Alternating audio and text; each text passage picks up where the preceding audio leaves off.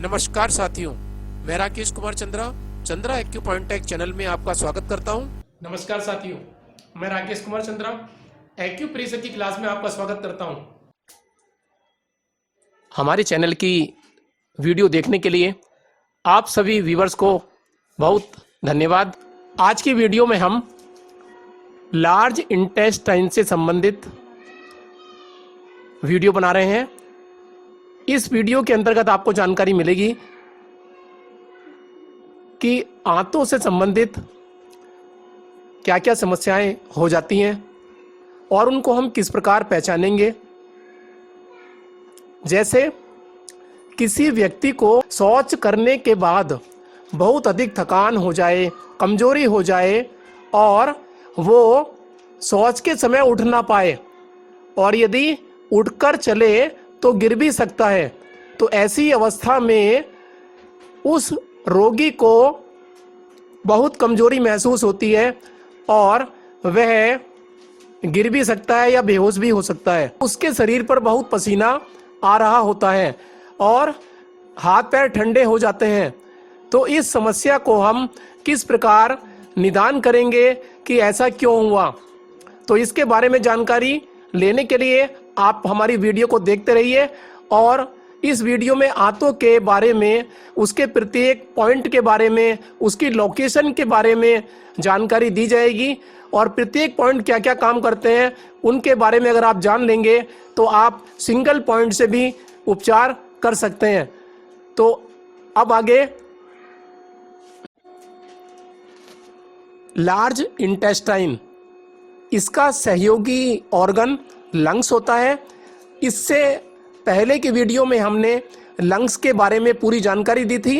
Large intestine के बारे में आपको जानकारी दी जा रही है। बड़ी आंत को वृद्धांत्र कहा जाता है। यह आंत 2 मीटर लंबी और 6 सेंटीमीटर चौड़ी होती है। यह छोटी आंत से शुरू होकर मल द्वार तक जाती है। यह छोटी आंत से लंबाई में कम और चौड़ाई में ज़्यादा होती है। It is connected to the small intestine. Large intestine is called colon.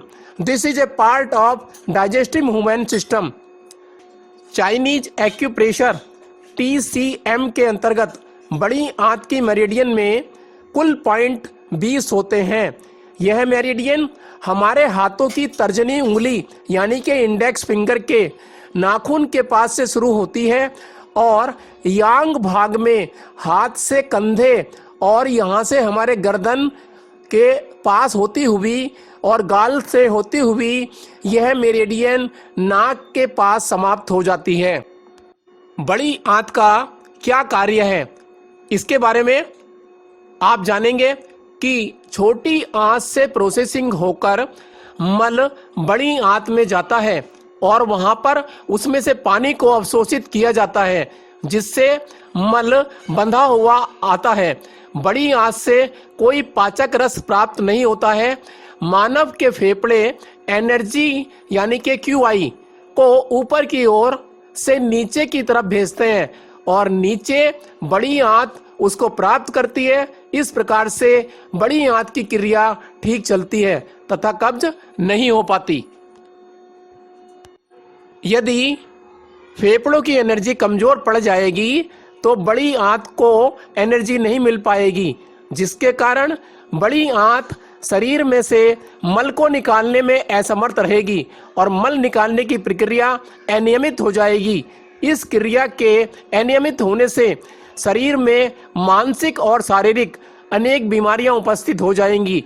बूढ़े व्यक्तियों में अगर कब्ज हो जाती है तो उनको फेफड़ों की QI यानी कि एनर्जी बढ़ाने के लिए उपचार देना चाहिए।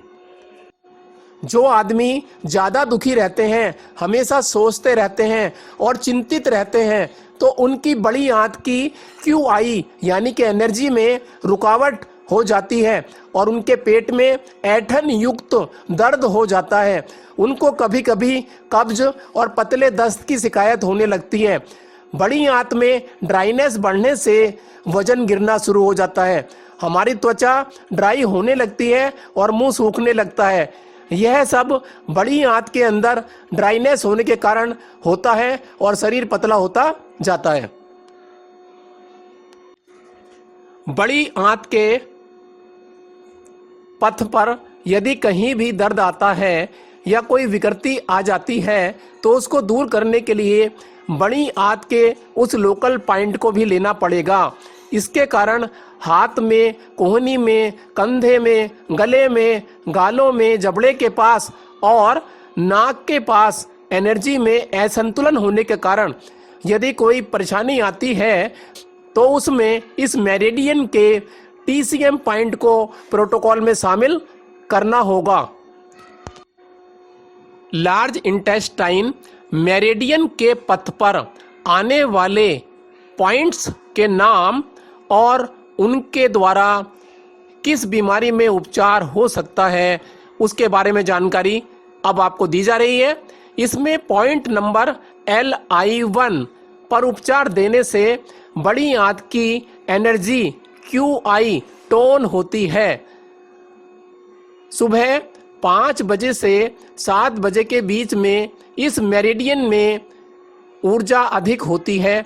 उस समय के बीच में हमें मल त्याग करने के लिए जाना चाहिए तो कब्ज होने की संभावनाएं कम हो जाएंगी, क्योंकि बड़ी आंत इस समय में मल त्याग करने में आपका भरपूर सहयोग करती है।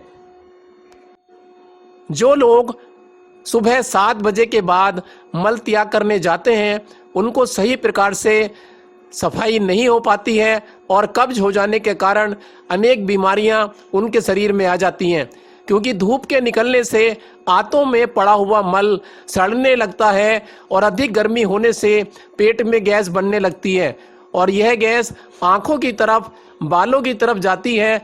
आँखों की रोशनी कम और बालों के झड़ने का जो समस्या है, बालों के झड़ने की समस्या शुरू हो जाती है, बढ़ जाती है और बाल झड़ना शुरू हो जाते हैं।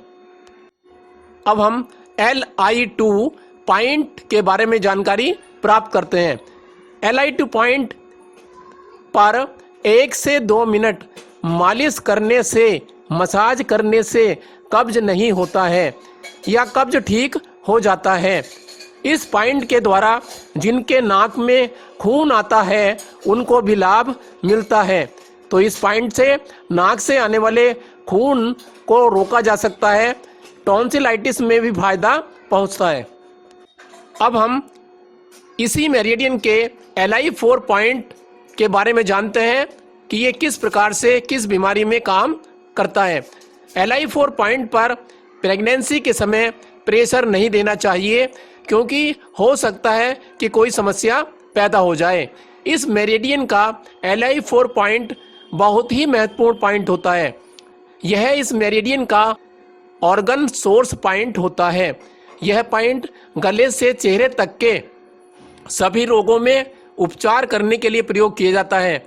यह दर्द निवारक पॉइंट कहा जाता है। यदि ठंड बहुत लग रही हो तो इस बिंदु पर उपचार देने से अत्यंत लाभ मिलता है। कंधे में दर्द, हाथ में दर्द, आई बॉल में दर्द या कल तक तो हम ठीक थे और यदि आज अचानक कोई बीमारी आ जाए तो ऐसे में LI4 पर उपचार देना चाहिए। सर्दी, खांसी, जुकाम में भी LI4 अच्छा काम करता है। इस पॉइंट पर प्रतिदिन मसाज करने से मल निष्कासन की क्रिया ठीक होती है और कब्ज नहीं हो पाता है। छोटे बच्चों के पाचन में यदि कोई परेशानी हो जाए, पेट में दर्द हो जाए, कलाई में दर्द और गले से ऊपर तक सभी रोगों में यह पॉइंट काम करता है और यह पॉइंट LI5 है। LI5 के द्वारा ये बीमारियां ठीक हो सकती हैं। अब आता है LIC6 पॉइंट। इसके बारे में गले में जकड़न, कंधों से नीचे हाथ तक दर्द, कम सुनने की समस्या में यह पॉइंट उपचार में प्रयोग किया जाता है। अंगूठे से इन बिंदुओं पर प्रेशर देकर मसाज करना चाहिए। अब LI7 पॉइंट के बारे में जानते हैं। LI7 पॉइंट नाभि से ऊपर तक के सभी कफ संबंधी दोषों को दूर करने के लिए प्रयोग किया जाता है। यदि पेट में एसिड की मात्रा ज़्यादा हो जाए और पेट में गैस और गुड़गुड़ाहट को कंट्रोल करने का काम भी यह पॉइंट करता है। अब LI8 पॉइंट इसके द्वारा सूखे होंठ का इलाज, और यदि किसी के मुंह से या नाक से मल और पेशाब के साथ यदि उसमें कुछ खून की बूंदें भी मिली आए तो इस बिंदु पर उपचार करें। यदि आवाज़ की कमी हो जाए, कोहनी दर्द हो जाए या हाथ में दर्द हो जाए तो LI7 पॉइंट पर इलाज करें। अब LI11 पॉइंट के बारे में जानते हैं। यह पॉइंट शरीर के तापमान को नियंत्रित करने के साथ साथ शरीर से निकलने वाले पसीने और अंदर के तापमान को नियंत्रित करता है। यदि किसी के बहुत ही प्रिय लगने वाले प्राणी की मृत्यु हो जाए और वह उसको भुला ना पाए, हर समय उसी के सोच में डूबा रहे और इसके कारण उसको सदमा लग जाए, तो उसको भुलाने के लिए, सदमे से बाहर निकालने के लिए आपको LI11 पर उपचार देना चाहिए और इससे वह सदमे से बाहर आ जाएगा।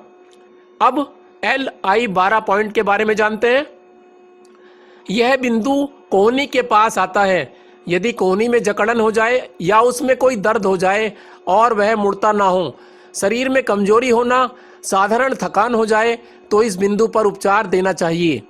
LI13 इस पॉइंट के बारे में सभी प्रकार के देखने की प्रॉब्लम, बहुत ज़्यादा नींद आने में, जिनको बहुत ज़्यादा नींद आती है, चिंता करने में यानी कि बहुत ज़्यादा चिंता करते हैं, हाथों के लकवे में इस बिंदु पर उपचार देना चाहिए।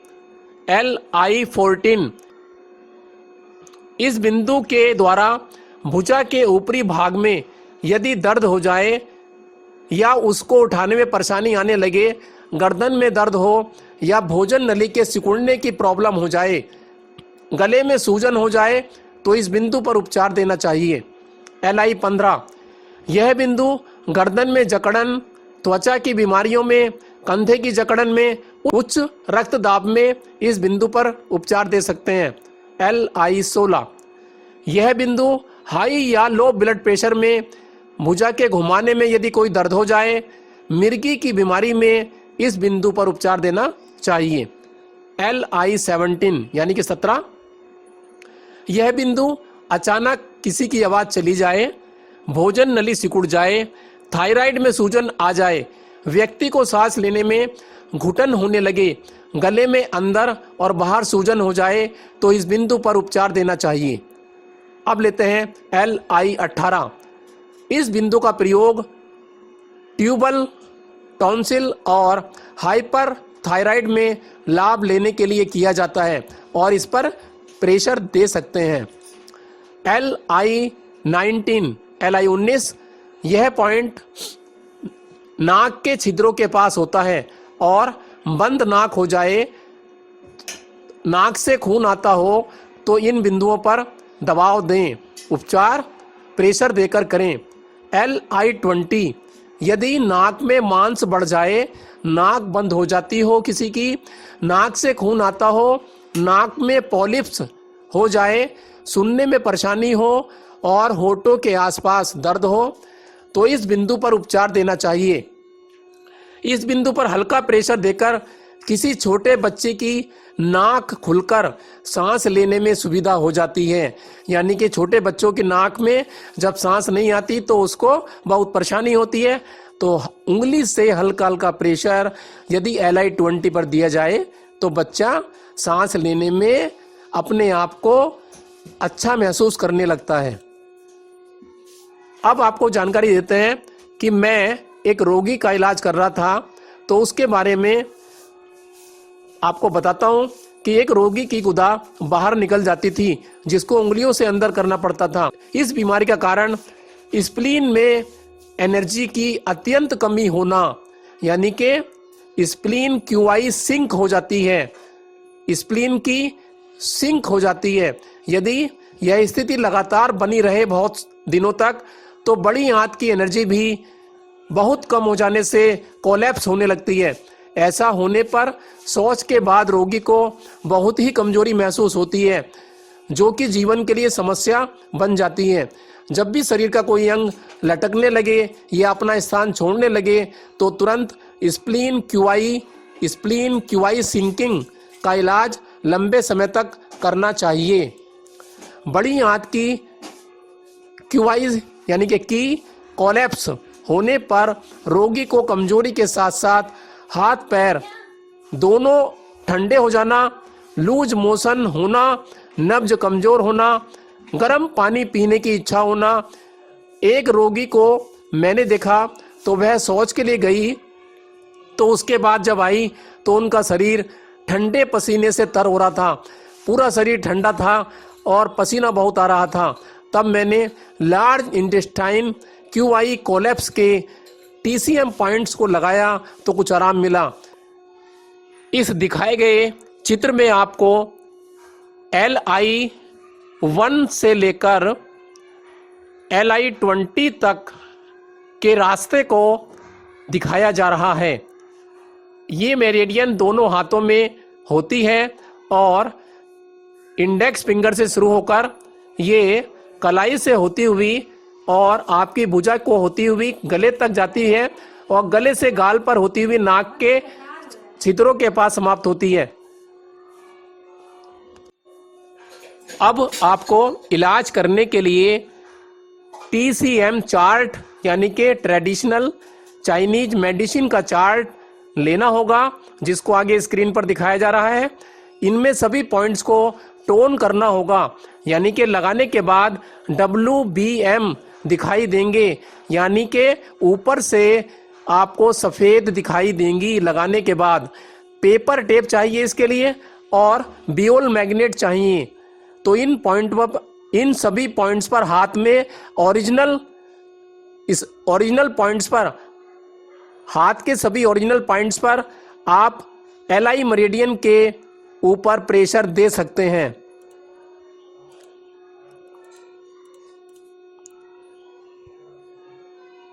इस चार्ट में आपको हाथ का यिन भाग दिखाया जा रहा है, जिसमें मिडिल फिंगर में SP2, SP3 पॉइंट, अंगूठे में GB20,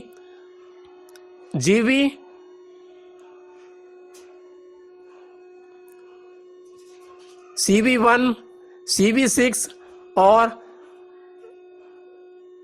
ST25 पॉइंट दिखाया जा रहा है। इसके यांग भाग में आपको GB1, GB37, ST36, UB25, UB21 और UB20 ये सभी पॉइंट्स टोन किए जाएंगे, यानी कि इनके ऊपर WBM मैग्नेट लगाई जाएगी, जो कि लगाने के बाद पेपर टेप से आपको सफ़ेद दिखाई देंगी। आज की वीडियो में इतना ही, और आगे आपके लिए एक बार फिर नई वीडियो के साथ आते हैं। यदि आपको वीडियो अच्छी लगी हो तो आप ये जानकारी सभी को शेयर करें, जिससे जन जन तक इस विधा को पहुंचाया जा सके और आप इसमें हमारा भरपूर सहयोग कर सकते हैं। तो आप हमारी वीडियो को शेयर करें, और यदि आपने हमारे चैनल को अभी तक सब्सक्राइब नहीं किया है तो उसको सब्सक्राइब कर दें और लाइक और शेयर करें, और बेल आइकन को दबाकर आप ऑल बटन को दबाएं, जिससे हमारी आने वाली सभी वीडियो के नोटिफिकेशन आपको मिलते रहेंगे। तो तब तक के लिए नमस्कार।